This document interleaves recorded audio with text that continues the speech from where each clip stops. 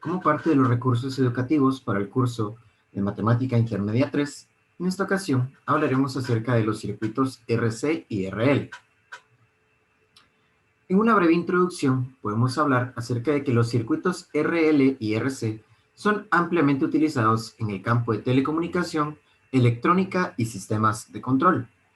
En estos circuitos consideraremos tres elementos importantes: un resistor, una resistencia, cuya nomenclatura será una R mayúscula, un capacitor, que será de nomenclatura C mayúscula, y un inductor, que será de nomenclatura L mayúscula.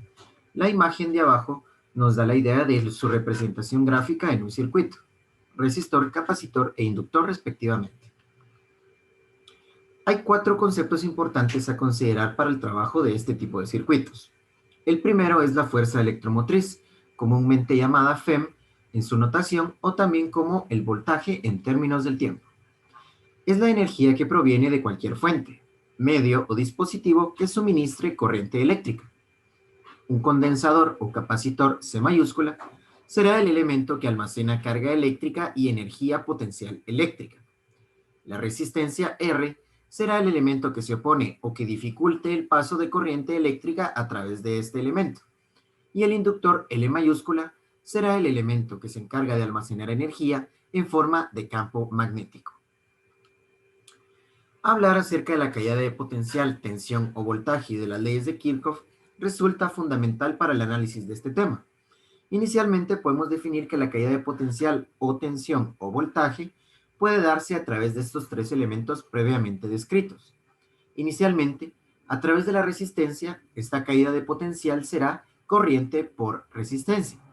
A través de la inductancia será inductor multiplicado por la derivada de la corriente respecto del tiempo. Y por un capacitor será 1 partido el valor de ese capacitor multiplicado por la carga Q. Para el análisis de los circuitos se emplean las leyes de Kirchhoff. En su forma 1 dice que la suma algebraica de caídas instantáneas de tensión a lo largo de un circuito cerrado es 0. En su forma 2 habla acerca de que la suma de las caídas de tensión en los elementos de inducción, resistencia y capacidad es igual a la fuerza electromotriz total en un circuito cerrado. ¿Qué tipos de corriente eléctrica podrían circular en cualquiera de estos dos circuitos? Corriente directa o continua CD y corriente alterna CA. Tal como vemos en este pequeño esquema de abajo, habla acerca de cómo fluye o cómo circulan los electrones a través de cierto elemento. En la gráfica de la derecha podemos ver el análisis de cómo se movilizaría la corriente alterna en una forma similar a la de un seno. Y la forma de la corriente continua es completamente lineal, como se aprecia en esta gráfica. ¿Qué simbología vamos a utilizar para este tipo de circuitos? Primero tenemos un generador o batería, cuya representación está en la gráfica. La siguiente es la de la resistencia, luego la del inductor, la del condensador y finalmente la del interruptor, que permitirá la apertura del circuito, dando así el paso o no de la corriente. Los dos tipos de circuitos que analizaremos en esta ocasión son los RL y RC. Estas son las ecuaciones diferenciales que los describen. Inicialmente vemos el circuito RC, llamado de esta forma porque en su estructura contiene una resistencia y un capacitor. Vemos la V, que representa la FEM o la fuente de voltaje, la resistencia R y el capacitor C. Las ecuaciones diferenciales que lo describen sería, en una primera forma, el voltaje sería corriente por resistencia más 1 partido el capacitor por la carga, y en su forma de ecuación diferencial tendríamos resistencia por derivada de carga respecto de tiempo más 1 partido el capacitor por la carga. Mientras que el circuito RL es llamado de esta forma porque en su estructura contiene una resistencia y un inductor.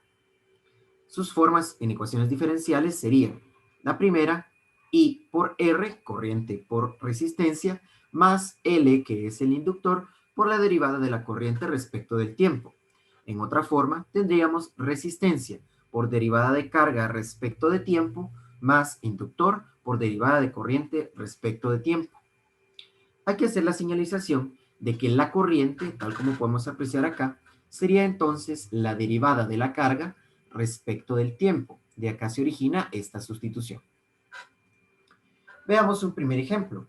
Se nos plantea el ejercicio de que un acumulador de 12 voltios, esta será nuestra FEM, se conecta a un circuito en serie RL con una inductancia de 0.5 henrios y una resistencia de 10 ohmios. Estas son las dimensionales para el inductor y para la resistencia. Nos piden que determinemos la corriente I en función del tiempo, dada la condición inicial de que en el tiempo t igual a 0, la corriente es también 0. Básicamente el esquema de este circuito sería el que está en esta gráfica. Podríamos nosotros entonces hacer la anotación acá, que se nos proporciona que tenemos una resistencia de 10 ohmios, cuyo símbolo se representa de esta forma. Tenemos nuestro inductor, que es de 0.5 henrios, que es una H mayúscula, y nos dicen que tenemos una FEM, o nuestro acumulador, que tiene un valor de 12 voltios.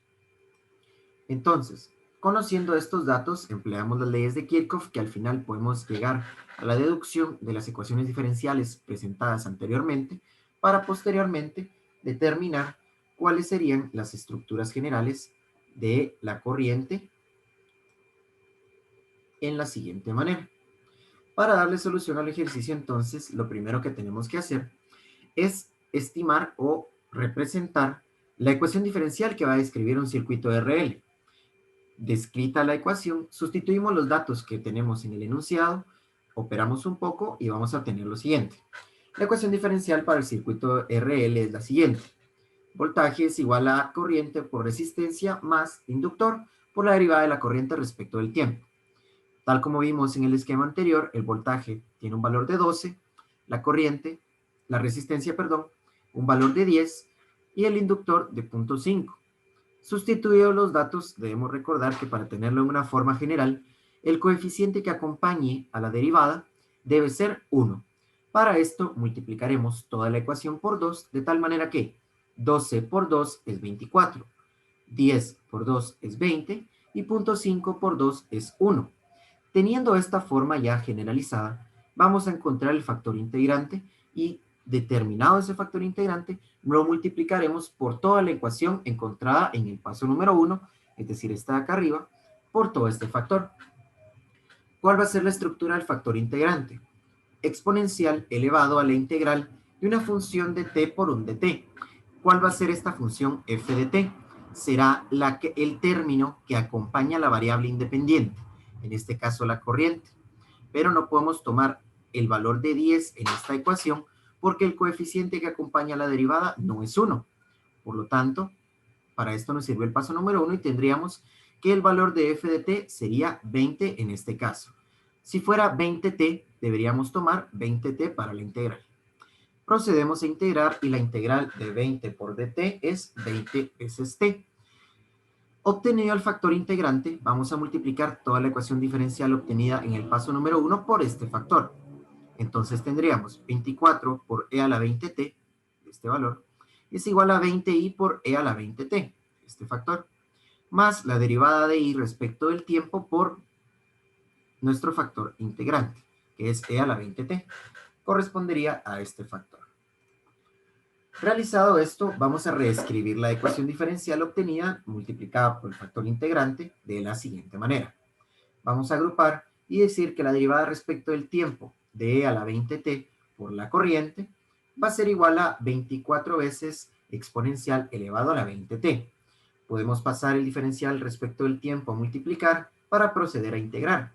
Realizamos la integración a ambos lados, como se puede observar, para obtener que e a la 20t por la corriente va a ser 24 veinteavos de e a la 20t más una constante de integración c.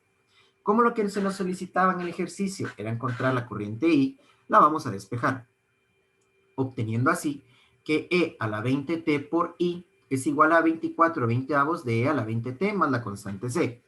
Si simplificamos un poco y hacemos el despeje, obtendremos a la corriente en términos del tiempo como 6/5 más c por e a la menos 20t. El siguiente paso es encontrar el valor de esa constante C. Para esto nos ayudaremos de la condición inicial y de 0 igual a 0, para obtener entonces, cuando el tiempo t vale 0, la corriente también vale 0. Sustituimos en la ecuación de corriente el valor del tiempo para obtener 6 quintos más c por e a la menos 20 por 0, indicando siempre que menos 20 por 0 es 0 y e a la 0 corresponde a 1, de tal manera que obtendríamos que la corriente, cuando el tiempo es 0, que es igual a 0, sería 6 quintos más c. Despejamos el valor de c y obtenemos que tiene un dato de menos 6 quintos. Determinado el valor de c, podemos sustituirlo en la ecuación de corriente, De tal manera entonces que tendríamos 6 quintos más c por e a la menos 20t. Sustituyendo el dato, la corriente en términos del tiempo sería 6 quintos menos 6 quintos por e a la menos 20t. Y este sería el valor que le correspondería a la corriente. En el caso de que se nos presentase ahora un circuito RC y no un RL, la estrategia de solución sería exactamente la misma que el que acabamos de emplear, con la única diferencia de que tendríamos datos de resistencia, FEM y capacitor. Por lo tanto, consideraríamos este dato de acá, nos quedaría en término de la carga y posteriormente podríamos encontrar la corriente si se nos solicitara.